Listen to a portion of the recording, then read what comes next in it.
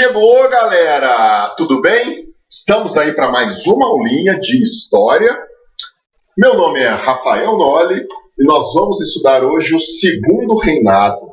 É uma aula importantíssima. Estou gravando essa aula para minha turma do terceiro ano do ensino médio. Porém, essa aula é importante para a galera de olho no Enem, nos vestibulares. É uma matéria estudada também em outras séries, lá no oitavo ano. É uma forma, então, de ampliar os nossos conhecimentos sobre esse período histórico tão importante, também ficar de olho lá no vestibular. Então, vamos. Segundo Reinado. Esse período, nós vamos delimitá-lo aqui em datas entre, atenção, 1840 a 1889. Como começa esse período? Nós sabemos que ele começa com um golpe da maioridade. Dom Pedro II assume o comando da nação com apenas 14 anos. Ele tem 14 anos quando ele se torna imperador do Brasil. Como que esse período termina? Termina com a proclamação da República em 1889. Já sabemos a data do início e do fim, os seus principais pontos. Inicia-se com o golpe da maioridade, termina com a proclamação da República. O Segundo Reinado é o reinado do Dom Pedro II e dura 49 anos. É o governante que esteve há mais tempo diante do comando do Brasil. Certo, galera? Império Brasileiro. Então vamos. Antes do Dom Pedro II assumir o governo, nós sabemos que o pai dele, Dom Pedro I, governou o Brasil num período chamado de Primeiro Reinado. Dom Pedro I abdica do trono. Já temos aula a respeito. Assim que Dom Pedro abdica do trono, nós temos um problema. O poder era hereditário. Quem assume? Dom Pedro II, mas o Dom Pedro II tinha somente 5 anos de idade. Na verdade, ele tinha 4 anos e meio. Ou seja, o Dom Pedro I abdica do trono, vai embora para Portugal, porém, o filho dele, para assumir o trono, o filho dele que estava aqui no Brasil, que ficou no Brasil para assumir o trono, Dom Pedro II, tinha apenas 4 anos e meio. Então, como a lei dizia que, no caso do rei morrer, abdicar do trono, qualquer treta relacionada, o filho mais velho assumiria. A lei dizia, se essa pessoa não tiver a idade apropriada para assumir o governo, um grupo de políticos deverá assumir temporariamente o comando da nação até que o rei tenha a idade apropriada. Então vejam, estou só fazendo um histórico para a gente chegar no Segundo Reinado. Abdicação de Dom Pedro I do trono. Criação de uma regência que vai governar o país até Dom Pedro II ter 18 anos.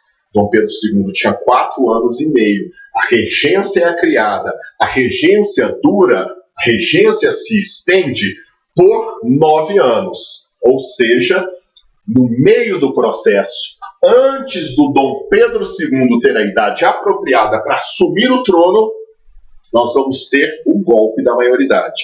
Dom Pedro II é alçado ao trono com 14 anos. E aí ele governa por 49 anos a partir daí.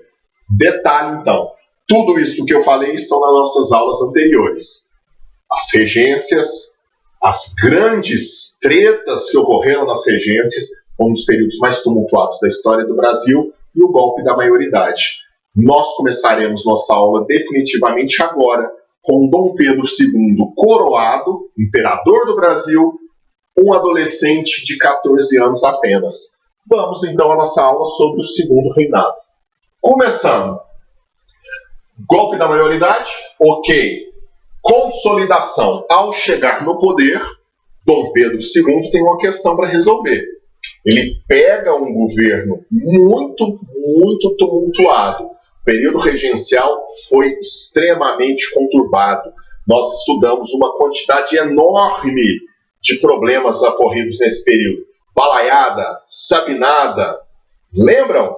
Revolta do Malês, diversos problemas. A Farroupilha, Então vejam, o Dom Pedro chega com a questão, ele tem que resolver os problemas que ele herda do período anterior, do período regencial. Nós separamos aqui o tópico assim, ó, consolidação do governo de Dom Pedro, resolução de problemas advindos da regência. Um desses problemas, a farroupilha. Lembra a Guerra dos Farrapos? Vinha há quase 10 anos se estendendo. E aí vai ser resolvido só aqui com Dom Pedro II. Uma das mais importantes revoltas do período regencial são resolvidas aqui.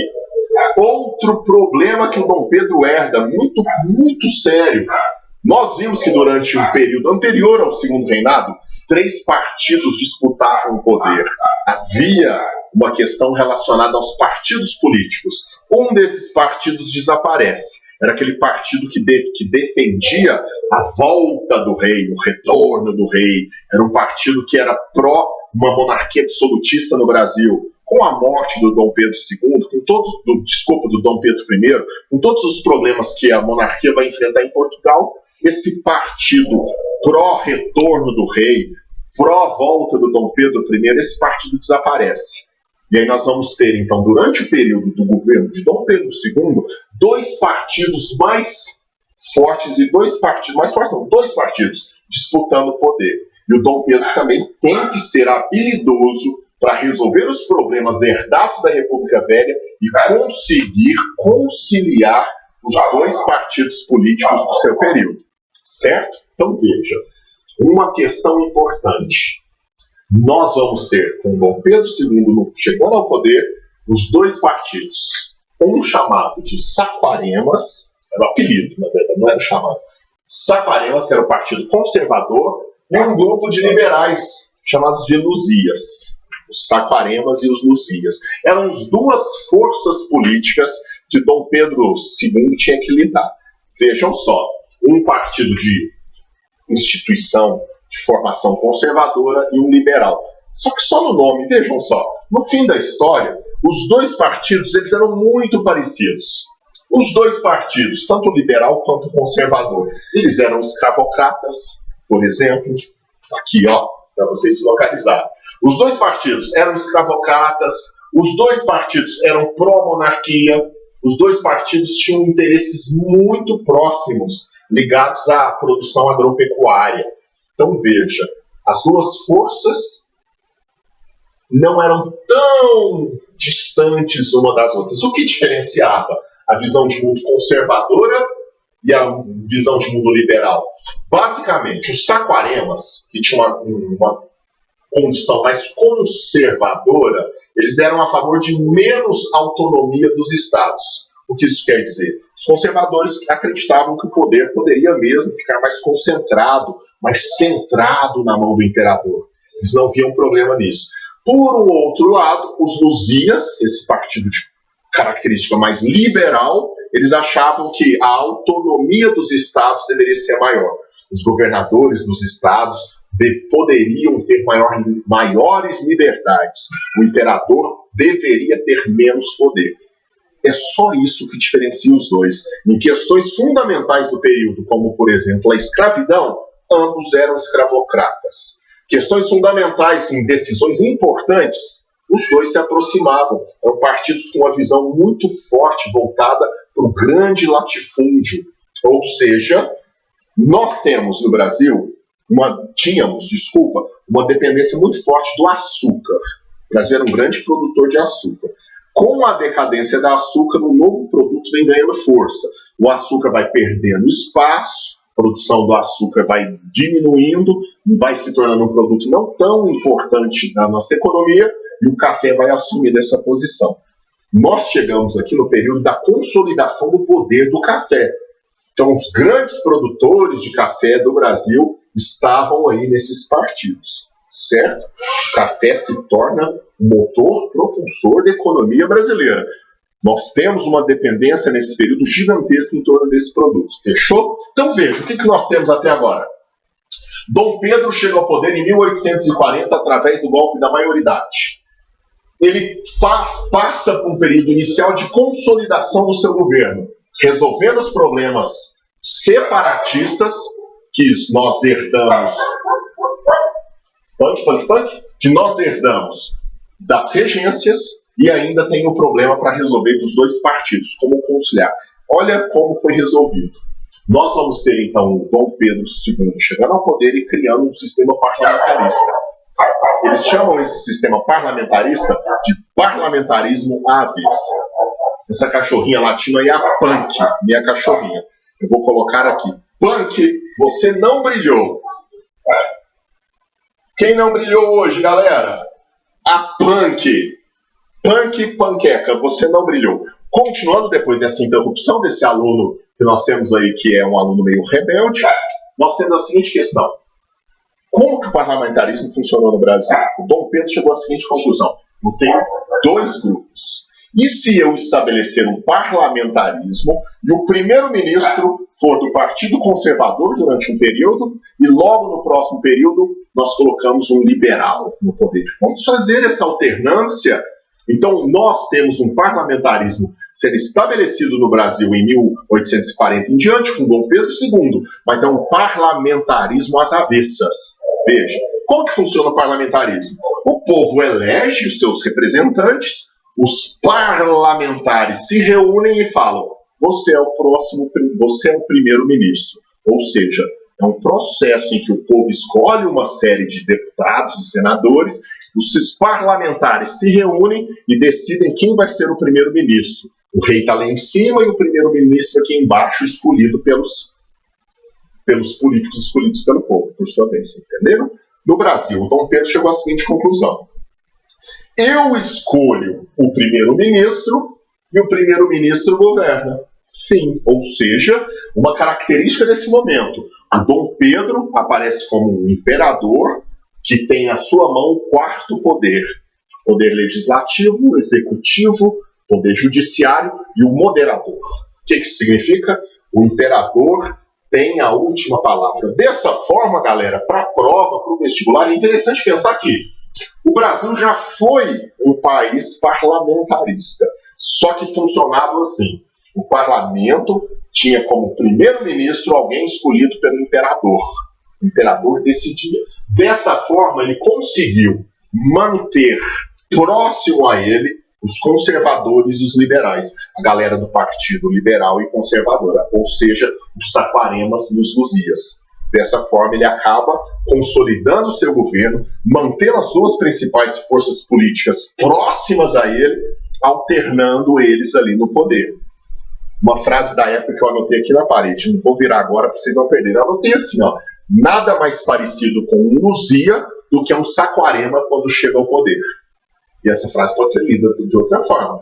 Nada mais parecido com um Saquarema do que um Luzia quando chega ao poder. Ou seja, eram muito parecidos, mas representavam ali seus interesses, eram partidos estabelecidos, e o Dom Pedro consolida o seu governo, resolvendo problemas internos, resolvendo questões separatistas que nós tínhamos em andamento, e criando um sistema parlamentar em que ele maneja ali o poder, dividindo o poder entre os dois partidos políticos de forma alternada, certo? Interessante isso, hein? Aí nós vamos pular para o lado de cá. Do lado de cá, então nós falamos, o café desponta como o principal produto da economia brasileira. Dois lugares. Isso acontece de forma muito forte e evidente. No Vale do Paraíba e no Oeste Paulista, ambos em São Paulo. Nós temos aqui no Vale do Paraíba um sistema de produção de café manual, com muitos escravos e uma produção gigantesca, mas feita de forma manual. E no Oeste Paulista nós vamos ter, nesse período, a chegada de muitos imigrantes para fazer esse trabalho. Vamos entender por quê. Então, olha só. São Paulo hoje é visto como a locomotiva do Brasil, a maior força econômica do país. Uma parte dessa força vem disso aqui, ó. A gigantesca produção de café durante esse período, a criação de grupos políticos muito poderosos durante o segundo reinado, ligados à produção cafeeira, e esses grupos ainda sobreviverão em outros momentos do país com muita força. Depois do segundo reinado, nós temos a Primeira República, e uma das forças propulsoras da Primeira República, ou República Velha, são os cafeicultores paulistas, certo? Então veja, o café se desponta como um produto importante da economia brasileira. O asterisco nos joga para cá. É um momento conturbado. Nós vivemos, nesse momento, uma escravidão profunda, gigantesca. Nós já tínhamos herdado lá do primeiro reinado e anteriormente ainda ao primeiro reinado do período colonial. Havia aqui uma visão de branqueamento da população. Vejam só, nesse período a Europa estava entrando na segunda revolução industrial. O Brasil, um país agrário, exportador de café. Segunda revolução industrial na Europa, nos Estados Unidos, ela aprofunda esses países como uma economia mais sólida. Esses países começam a ter um poder econômico gigantesco. O café entra aqui, passa a ser um produto gigantesco em exportação para alimentar esses países, que começam a consumir café em grande quantidade, dentre outras coisas, nossa matéria-prima. Então, há aqui nesse momento uma questão interessante, importante sobre nossa história. Começa, assim, em alguns lugares do Brasil, a buscar mão de obra imigrante. Vejam, olha o histórico, anotei aqui, ó. Branqueamento da população. Como que isso funciona? Funciona assim. Nós vamos ter, no Brasil, a escravidão começa a sofrer alguns abalos. Que abalos são esses? Só pequenos abalos. Alguns desses abalos. Nós vamos ter, por exemplo, a lei Peel-Arbidin. A Inglaterra vota uma lei em que é proibido o transporte de escravos pelos mares. A Inglaterra assume o papel de vigiar os mares, perseguir, capturar os navios negreiros, prender e punir essas pessoas. A escravidão, que era a base de sustentação desse momento histórico do Brasil, que fez esse país crescer, existir e funcionar, a mão de obra escrava de africanos trazidos na marra e escravizados, aqui começa a sofrer um abalo, porque nós vamos ter perseguição por parte da Inglaterra em relação aos tráficos, aos traficantes, ao comércio de escravos interoceânico. Ok? Como que isso vai afetar o Brasil? Com a Inglaterra patrulhando os mares, a mão de obra escrava começa a diminuir.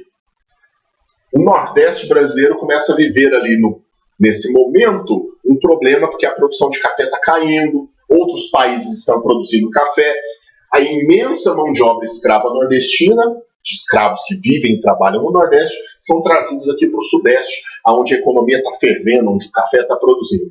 No entanto, essa mão de obra vai sofrer um impacto. Primeiro, começam a chegar menos escravos, porque a Inglaterra está proibindo a escravidão pelos mares, o comércio de escravos pelos mares. A escravidão brasileira tinha milhões de escravos aqui. Então, os escravos que param de chegar começam a ter um preço cada vez mais alto. Então, há uma valorização no preço do homem escravizado, e aí isso começa a alterar todo o funcionamento do sistema. E aí, vejam só, o Brasil, pressionado pela Inglaterra, também vota uma lei. Lei Eusébio de Queiroz. O que essa lei diz? A Lei Eusébio de Queiroz não acaba com a escravidão. Ela é um pouco parecida. Ela se assemelha à Lei Peel-Arbidin da Inglaterra. O que a Lei Eusébio de Queiroz determina? Está proibido o tráfico de escravos pelos oceanos. É proibido sair do Brasil e ir lá comprar gente na África escravizadas. É isso que a Lei Eusébio de Queiroz vai proibir. Então nós temos aqui a seguinte situação. O café é um produto importante. A mão de obra que fez essa riqueza toda é a mão de obra escrava. Só que, sob pressão da Inglaterra, a mãe da Revolução Industrial já estava dando os passos, grandes passos, para a segunda Revolução Industrial. A Inglaterra não chegou e disse: a escravidão é feia, isso é uma marca na nossa história, vamos eliminar a escravidão. Não. A proposta da Inglaterra é a industrialização, esse sistema do capitalismo novo que surge, o capitalismo industrial, é incompatível com a mão de obra escrava. O capitalismo industrial necessita de mão de obra livre para funcionar. Então, essa visão de mundo da Inglaterra choca com esse monstruoso país escravocrata, com a sua elite política escravocrata. O imperador Dom Pedro II podia até dar declarações contra a escravidão, pode-se até encontrar diversos momentos falando: mas a família real brasileira não era escravocrata, mas ela conviveu durante todo o seu governo com isso. A abolição da escravatura acontece durante o governo do Dom Pedro II, mas no fim do seu governo, depois de mais de 40 anos de escravidão no Brasil. Ah, mas o mundo todo... Não, o mundo todo não. O Brasil foi o último país do Ocidente a abolir a escravidão. Nós tivemos leis importantes, mas essas leis, por exemplo, Bill Arby, importante, votada pela Inglaterra, a nossa primeira lei importante em relação à escravidão, Lei Eusébio de Queiroz. Depois da Lei Eusébio de Queiroz, de 1850, nós vamos ter ainda 40 anos de escravidão nesse país. Então vejam, vou me organizar aqui. Nós temos o café como produto importante e a mão de obra escrava. Diante de todos esses problemas, começa um processo de branqueamento da população brasileira. A proposta é, se a escravidão acabar, olha que proposta, atenção para isso. Se a escravidão acabar, vamos empregar os negros que nós trouxemos da África de forma assalariada. Vamos pegar todos os escravos que nós temos na fazenda e vamos assalariá-los. Não foi isso que aconteceu. Foi o seguinte, vamos nos livrar desses homens que nós escravizamos e vamos trocá-los por homens brancos europeus. Foi essa a nossa decisão. Compreendam as raízes aí. O cara fala, não existe racismo. Racismo é uma bobagem, blá, blá, blá. Olha as decisões que nós tomamos num período tão importante. Então, há uma ideia de vamos branquear a população. Como? As leis contra a escravidão estão severas. Chega-se menos escravos. Vamos atrair uma população. Inicialmente, houve um sistema de parceria.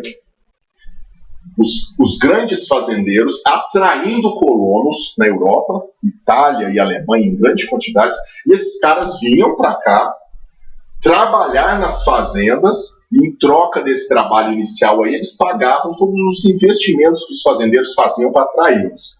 Esse sistema começou a se assemelhar com uma escravidão. Esses caras chegavam da Europa aqui para trabalhar em situações lastimáveis e com dívidas enormes com os fazendeiros que os contrataram. Países europeus começaram a ver com maus olhos essa situação. Queriam proibir esse sistema. E esse sistema foi alterado com o governo brasileiro, em 1870 mais ou menos, entrando num sistema de imigração subvencionada. No lugar de você vir aqui trabalhar e passar a sua vida trabalhando para pagar os investimentos que o cafeicultor fez em você, aspas, nós vamos subvencionar a sua viagem, nós vamos te ajudar pagando as passagens, podem vir que vocês não virarão semi-escravos na mão de fazendeiros brasileiros. E foi o que aconteceu. Eles vieram subvencionados. Importante, hein? Então a gente cai na seguinte questão. Nós temos, em 1850, no meio disso tudo o quê? Diminuição na mão de obra escrava por conta de leis cada vez mais severas surgindo. Certo? Outra coisa, interesse em branquear a população brasileira atraindo imigrantes de fora. Certo? No meio disso tudo, nós temos a política do governo de subvencionar a vinda dos imigrantes. Aí a gente chega na lei de terras. Vejam, antes o Estado dava terras para as pessoas que chegavam aqui. Se você quer vir, vamos branquear a população brasileira, vamos diminuir a presença da mão de obra escrava, brancos venham trabalhar aqui em troca de terras, em troca de ajuda. Em 1850, os imigrantes europeus que vêm para o Brasil sofrem um baque. A ideia era, não vai haver mais doação de terras. Antes das terras serem doadas, preservava-se um sistema chamado Sistema de Sesmarias. Portugal adotou isso lá na Idade Média. Então, um programa, um processo que nós herdamos. Como é que funcionava? O Estado era dono de terras, sesmarias, que eram doadas para pessoas interessadas em produzir. Esse sistema atraiu inicialmente imigrantes. Escravos não ganhavam essas terras. Obviamente, não precisa dizer. E aí, os próprios imigrantes europeus que vieram para cá fazer parte da mão de obra necessária nas plantações de café começaram também a sofrer com essa lei. A ideia era, só há uma forma de adquirir terra no Brasil, comprando as terras. O Estado tem terra, mas ele não dá, você deve comprar. Os imigrantes chegavam aqui. Em uma época eles chegavam e ficavam presos aos desejos dos senhores que bancaram a sua vinda, nesse sistema de parceria. Venha, fique me devendo, trabalhe para me pagar a dívida e um dia você começa a ganhar salário. Nas minhas terras você vai trabalhar. Tem um sistema também aqui de imigração em que o governo estava ajudando esses caras a virem. Mas no fim de tudo, se a gente for ver, a lei das terras favoreceu o grande fazendeiro brasileiro. Porque os caras vinham, não tinham como comprar essas terras, vinham da Itália e da Alemanha, porque eram dois países que estavam se formando. A matéria se chama Unificação Italiana e Alemã. Retomem a ela. Esses dois países estavam se formando. Então eram pessoas vindas de países onde havia muitas guerras, eram lugares assim, bastante tumultuados por conta dessa unificação, chegavam aqui empobrecidos, não ganhavam terras e não tinham condições de comprar. Certo? Acho que ficou claro se era essa parte. Como que o branqueamento da população entra? Eu acho que sim. Então nós temos aqui lei das terras, só é possível ter acesso à terra comprando, tarifa Alves Branco. Um pouquinho antes, o que a tarifa Alves Branco disse? Olha só, Brasil e Inglaterra. A Inglaterra era a grande força do Brasil nessa época. A tarifa Alves Branco foi uma tarifa que o governo de Dom Pedro II estabeleceu, criando impostos extras sobre produtos ingleses, criando impostos sobre produtos da Inglaterra, a grande potência da época, industrializada, o grande país em poder do mundo. Com a Inglaterra tendo dificuldade de mandar seus produtos para cá, por conta de tarifas, por conta de impostos, começa-se aqui no Brasil, então, nesse momento, o seu primeiro surto de industrialização. Então, resumindo aqui, terras compradas, Lei Bill Arbidin proibiu o comércio de escravos nos mares, Lei Eusébio de Queiroz, uma lei brasileira que proibiu o tráfico entre os oceanos de escravos, e a tarifa Alves Branco, que colocava impostos sobre produtos ingleses, favorecendo a feitura desses produtos no Brasil. Então nós vamos ter aqui o início da industrialização brasileira. É pequena, é tímida e tem como marca a Era Mauá, o Barão de Mauá. Durante esse período, com a lei, com a tarifa Alves Branco, nós vamos ter investimentos na indústria, em desenvolvimento e em modernização. Nessa época, durante o governo do Dom Pedro II e a Era Mauá, nós vamos ter a construção das primeiras fábricas, certo? A primeira ferrovia, a iluminação do Rio de Janeiro, tudo isso surge nesse momento. Entendemos? Então vejam só. O que nós vimos? Para mim encerrar a aula, que a gente já chegou em 27 minutos. Nós teremos outra aula especificamente tratando das leis da escravidão e como chega ao fim o governo de Dom Pedro II. O que nós temos então aqui até o momento? Nós vamos ver também, nós temos também uma aula sobre as revoltas que ocorrem nesse período, guerras e revoltas, tá? Isso aqui é só a primeira aula, é só o início. Resumindo, nós estudamos aqui o período de governo do Dom Pedro II, que vai de 1840, golpe da maioridade, até 1889. Que foi proclamação da República. Nós vimos que esse período, Dom Pedro vai governar tendo o apoio de dois partidos, um liberal e um conservador. Uma das características desse momento é o parlamentarismo às avessas, onde o imperador decide quem é o primeiro-ministro, porém, nesse sistema, Dom Pedro consegue manter as duas forças políticas em suas mãos. Ok? Então veja, esse é o resuminho do período inicial da Segunda República. Segundo reinado. Eu falei Segunda República, não falei? Segundo reinado. Podemos encerrar agora. Vou deixar uma série de exercícios legais para vocês fazerem. Aproveitem, curtam o vídeo para mais pessoas terem acesso. Deixem suas dúvidas aí embaixo. E aí nós vamos ampliando o nosso conhecimento, debatendo ele aí embaixo, ok? Lembrando que a frase do dia é: café não costuma falhar, como já disse o ministro Gilberto Gil. Fechou, galera? Foi um prazer estar com vocês. Aqui está um pequeno resumo. Até a próxima!